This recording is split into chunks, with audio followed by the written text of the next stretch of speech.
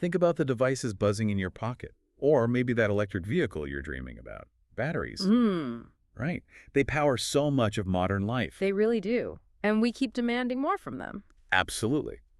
But today's standard lithium-ion batteries, well, they have some real challenges.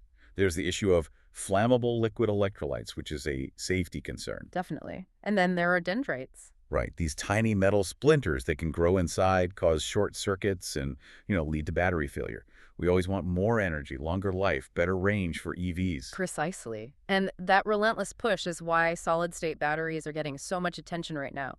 They represent a fundamental shift. Towards what, exactly? Towards inherent safety, for one, and also the potential for much greater energy density.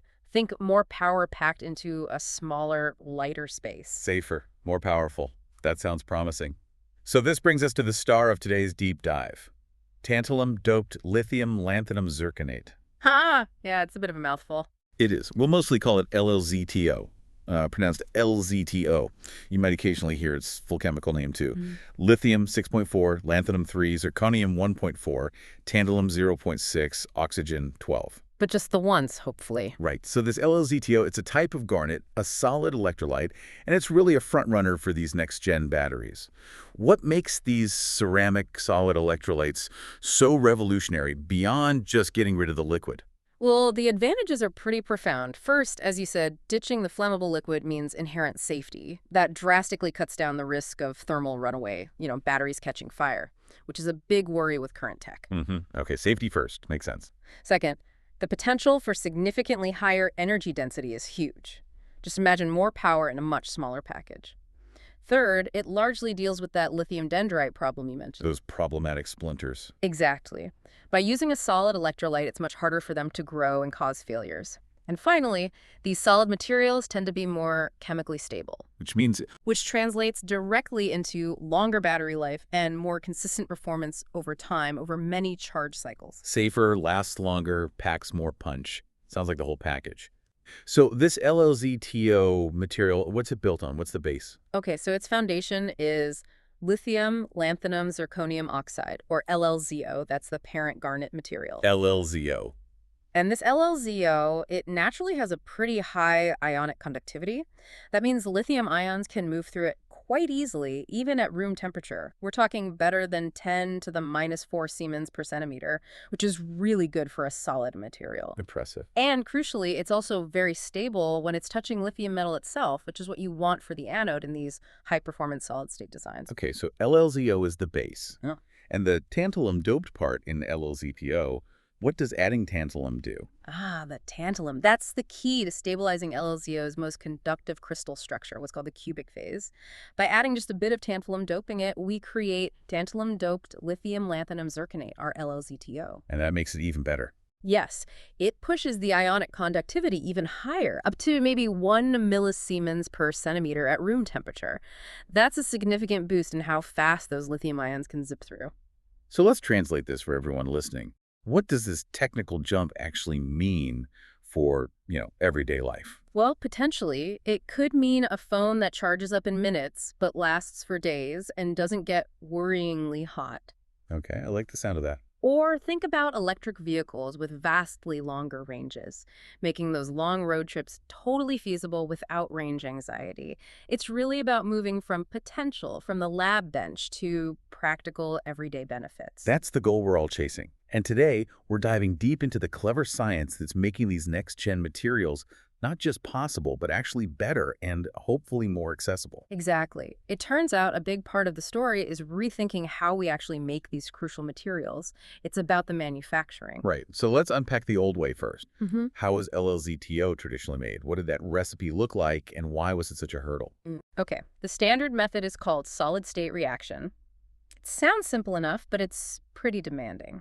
You start with your basic ingredients, these precursor powders, lithium carbonate, lanthanum oxide, zirconium dioxide, and tantalum pentoxide. The raw materials. Right. You measure them out carefully, mix them together, and then you put them through something called ball milling. Ball milling. What's that? It's basically shaking the powders really hard with ceramic balls inside a container. The idea is to get them mixed incredibly well down to a microscopic level. Okay. Intense mixing. Then what? Then comes the first big called calcination. This involves heating the mixture for, get this, 24 hours at over 900 degrees Celsius. 24 hours just for the first bake. That sounds incredible long. It is, an eternity in manufacturing terms. And you're not even done then.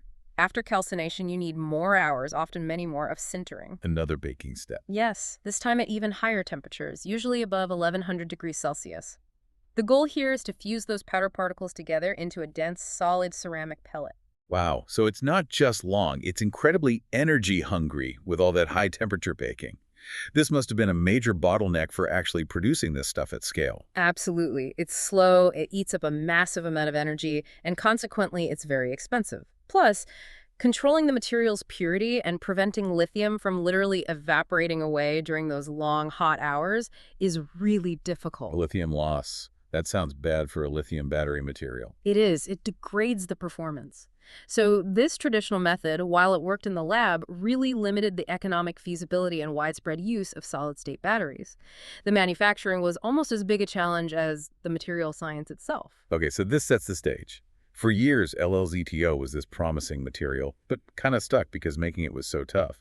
But then, researchers had a really interesting, almost counterintuitive idea. That's right. They started looking seriously at something called pyrochlore, specifically materials like lanthanum, zirconium oxide. Now, pyrochlore was usually seen as an unwanted byproduct in traditional LLZTO making. Unwanted. Its presence often meant something went wrong. Like the reaction wasn't complete, or you had lost some lithium along the way. It was basically a sign of trouble. So this problem material suddenly becomes the key. That's kind of like finding out that spare Lego piece you always end up with is actually the secret to building the whole model faster. That's a great analogy. It really captures the shift in thinking. Some earlier work had actually explored using pyrochlore precursors.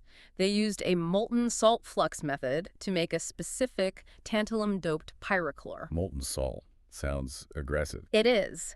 But this pyrochlore could then be converted into the final LLZTO using a process called reactive sintering. It's often called the pyrochlore-to-garnet method, or P2G for short. P2G. Okay. And did this P2G approach improve things? It did, quite significantly in some ways. Using this molten salt P2G route, researchers could make dense LLZTO pellets in as little as 2 hours at 1200 degrees Celsius. 2 hours. Compared to the days needed before, that's a huge difference. Dramatic reduction. And it also resulted in smaller grain sizes in the final ceramic, typically around 2 to 5 micrometers compared to maybe 20 micrometers or more with the conventional method. Shorter time, finer structure. Sounds like a win. But you mentioned molten salts. Were there downsides? It wasn't the perfect solution, was it? No, definitely not. While faster, that molten salt method brought its own serious headaches. The salts themselves, things like sodium hydroxide and potassium hydroxide, are extremely corrosive. Corrosive how? They basically ate away at standard ceramic lab equipment like alumina crucibles, the containers you heat things in. This forced researchers to use much more expensive alternatives, like crucibles made of zirconia or even platinum. Ouch. So you trade time savings for much higher equipment costs. Exactly. And even the expensive zirconia crucibles could crack under the thermal stress. Plus, if any of the alumina crucibles did get etched, you'd end up with aluminum contamination in your final LLZTO product. Which is bad for the battery performance. Very bad. And on top of all that, the process generated a lot of highly basic, nasty, aqueous waste that was an environmental headache to dispose of safely. So faster, yes, but not clean, not cheap, and not easily scalable. Okay, so that brings us to the real breakthrough we wanted to discuss today. Yeah. An improved method using something called non-aqueous sol-gel combustion synthesis. We'll call it NASG. First off, can you unpack sol-gel for us? Sure.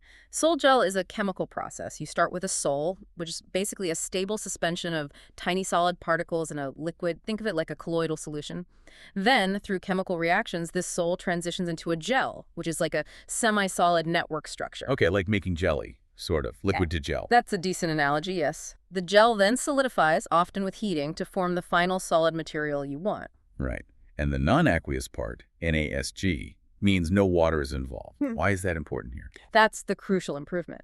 By using a non-aqueous or water-free sol gel process, researchers could completely avoid the problems of the molten salt method. Critically, the NASG approach generates basically no liquid waste. Addressing the environmental issue directly. Exactly. And because there are no corrosive salts involved, There's no attack on the crucibles, which means no aluminum contamination. You don't need those super expensive platinum or zirconia crucibles anymore. It's just a much cleaner, safer, and potentially cheaper way to get that vital pyrochore starting material. No waste, no contamination, safer, cheaper materials. That sounds like a huge win across the board. It really is. So they use this NASG combustion synthesis to make the pyrochlore powder. It involves careful optimization of the process, heating to about 850 degrees Celsius for around 8 hours, much shorter than the old calcination step. 8 hours instead of 24. Still significant. Definitely. And this ensures they get a phase-pure, nicely crystalline pyrochlore. Then they do some more ball milling to break down the particle size even further, down to hundreds of nanometers. And interestingly, these tiny particles actually contain even tinier internal grains, maybe only 5 to 10 nanometers across. Nanoscale grains within nanoscale particles. That sounds incredibly fine. Why is that small size so important? That ultra-fine startup material is absolutely vital for the speed of the next step. Which brings us to the atom superhighway. This is where that dramatic time saving really kicks in during the reactive sintering step using lithium hydroxide. Tell us about that. Right. This is the core of the PTG conversion. You take that superfine pyrochlore powder made by the NASG method, and you ball mill it again, but this time you mix it with lithium hydroxide. Lithium hydroxide. Why that specific lithium source? We'll get to that, but it turns out to be important. They also add about a 25% excess of lithium in this step. Why the extra lithium? It's a common trick in making these materials. It helps ensure the reaction goes fully to completion and compensates for any tiny bit of lithium that might still evaporate, even in the shorter time. Then this mixture gets pressed into a pellet and sintered, baked for density at 1100 degrees Celsius for just 2 hours. 2 hours. There it is again.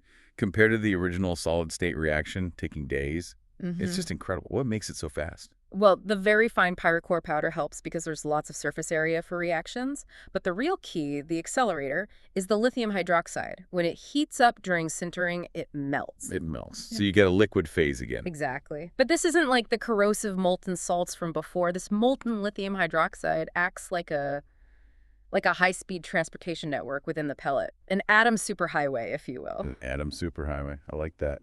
It allows the lanthanum, zirconium, tantalum, and oxygen atoms from the pyrochlore to move around and react with the lithium extremely quickly. This liquid phase sintering lets everything rearrange into the final LLZTO garnet structure vastly faster than if the atoms had to slowly diffuse through solid material. It bypasses the traffic jams of solid-state diffusion. Precisely. It's a much more efficient route. And the atmosphere during the sintering is also carefully controlled. No, so? The sintering is done inside a magnesium oxide crucible with a lid. And crucially, inside that crucible, along with the pellet being sintered, they put some extra loose powders, more LLZTO, and also some lithium peroxide. Why the extra powders? These powders act as a buffer.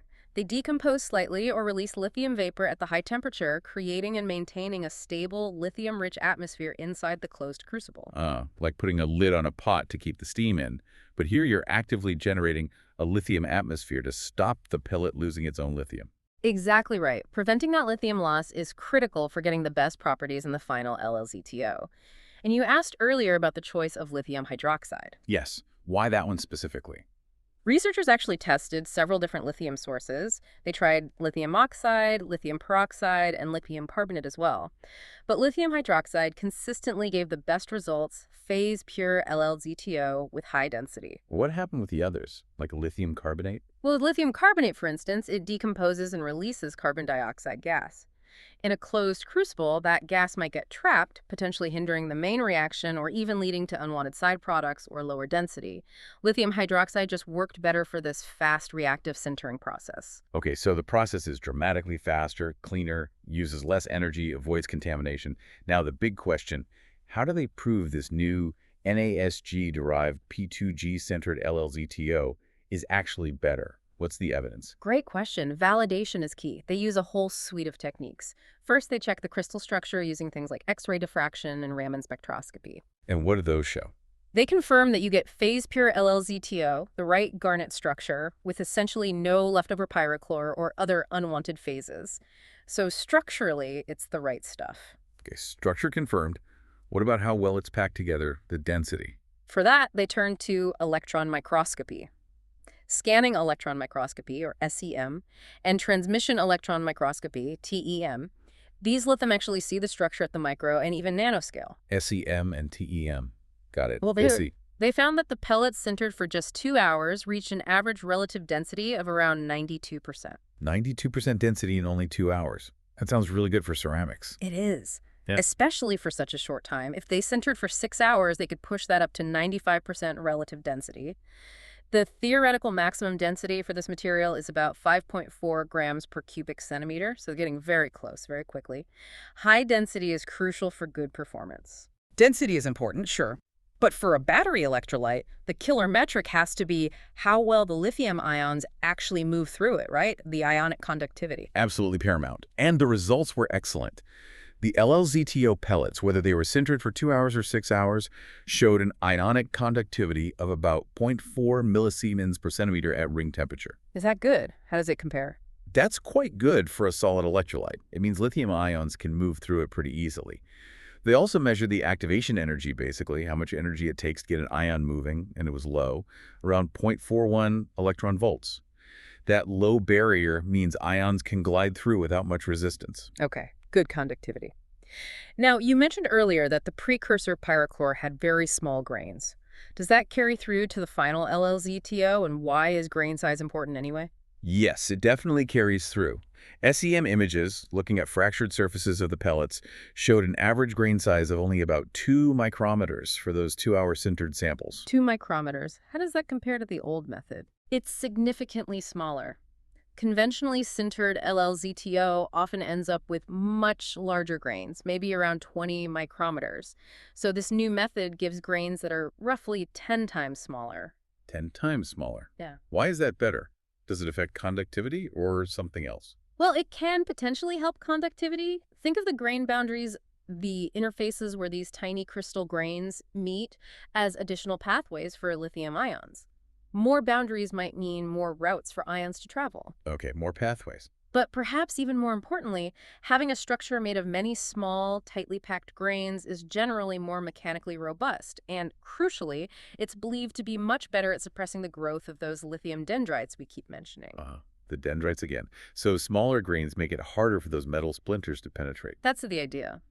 A fine-grained structure presents a more tortuous, difficult path for dendrites trying to grow across the electrolyte.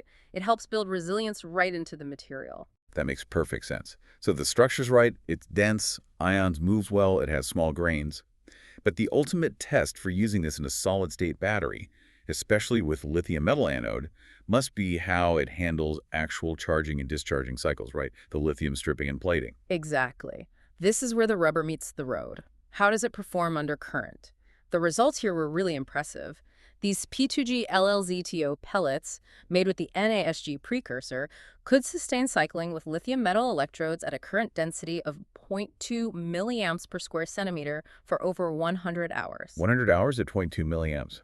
That sounds pretty demanding. It is. And importantly, they could do this stably without needing any external pressure applied to the cell or needing to heat it up, which are often required for other solid electrolytes to perform well. Okay, impressive endurance. Did they eventually fail?